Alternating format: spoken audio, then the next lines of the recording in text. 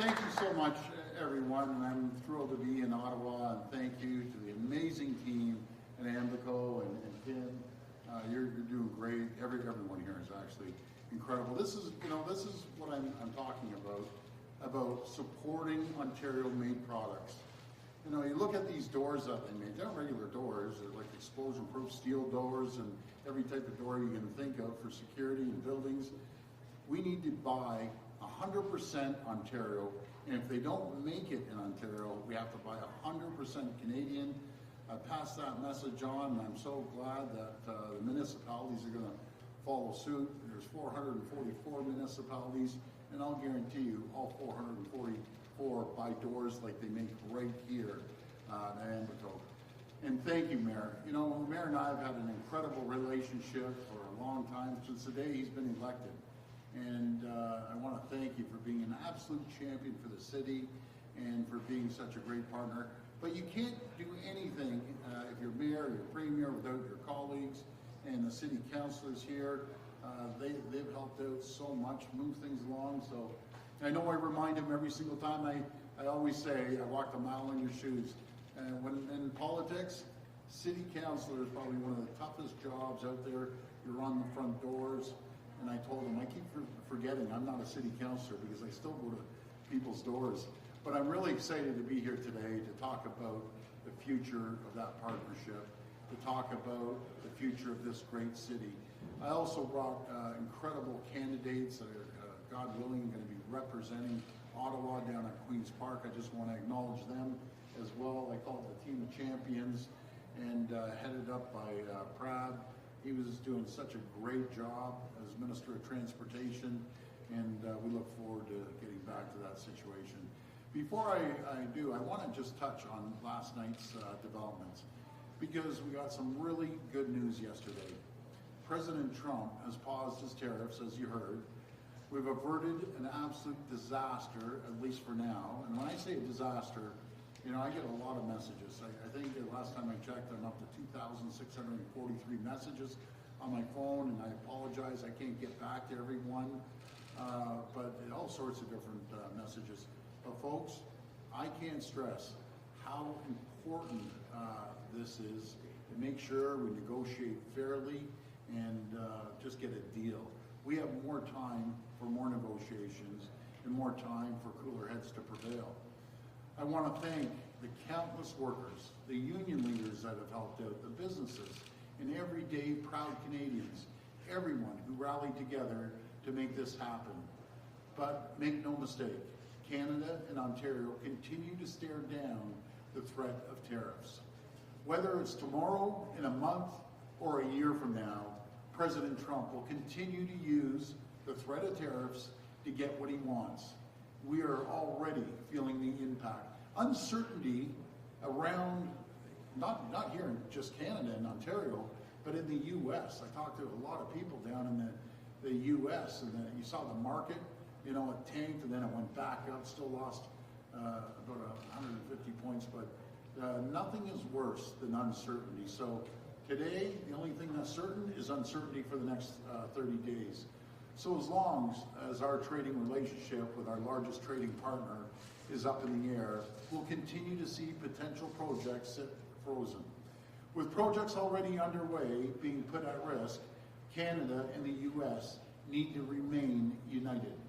We need to remain focused on the real trade war we're fighting, and that's with China.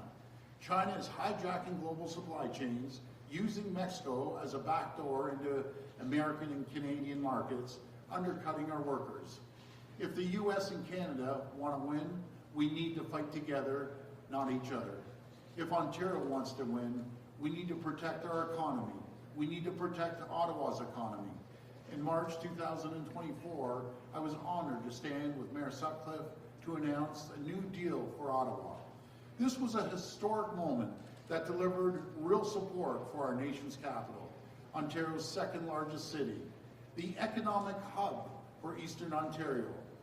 Uploading Highway 174 with $56 million in immediate funding for its repair and upgrade, $181 million for highways and transit, including building a new interchange at 416 and Barnsdale Road, and $50 million to repair and upgrade rural roads, and $48 million to enhance public safety, including on public transit and in the Byward Market.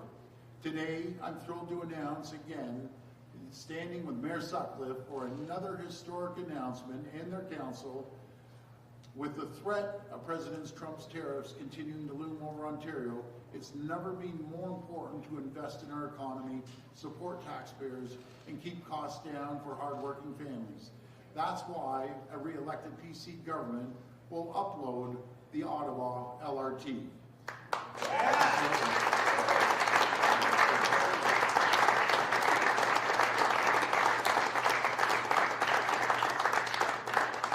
Doing so will free up significant funds and capital. You know, I think Mayor over 30 years, about $4 billion for Mayor Sutcliffe and the city government to invest in other priorities, helping to support local taxpayers by reducing operational costs, improving local services, and keeping costs down for hardworking families here in Ottawa.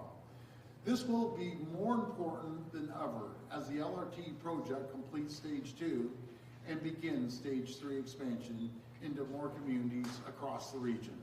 Friends, this is about supporting the city of Ottawa. It's about supporting local taxpayers. It's about supporting commuters. It's about supporting economic growth. This is about protecting Ontario, protecting Ottawa. With your support, with a strong, stable 4-year mandate that outlives and outlasts the Trump administration, we will navigate this period of economic uncertainty.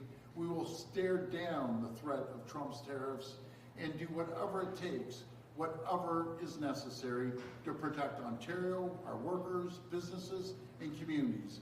Because make no mistake, the threat of tariffs is still very real.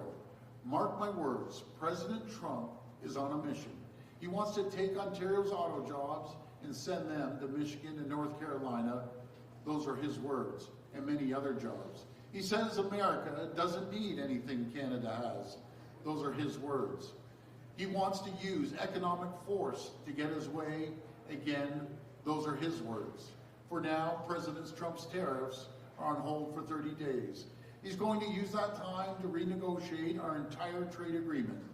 Given the chance, he's going to use every day he's in office to undermine our economy, to benefit his own. Ontario and Canada are in a battle for the next 4 years. A trade battle, a diplomatic battle, an economic battle. We have to work every angle, use every relationship we've got, governors, senators, congressmen, and women, to make sure President Trump understands this simple fact. We are so much stronger together. With your support, I will take these battles on. I will take our message stateside. I will work with whoever, wherever, whenever to win. I will protect Ontario. Thank you so much, and may God bless the people of Ontario. Thank you.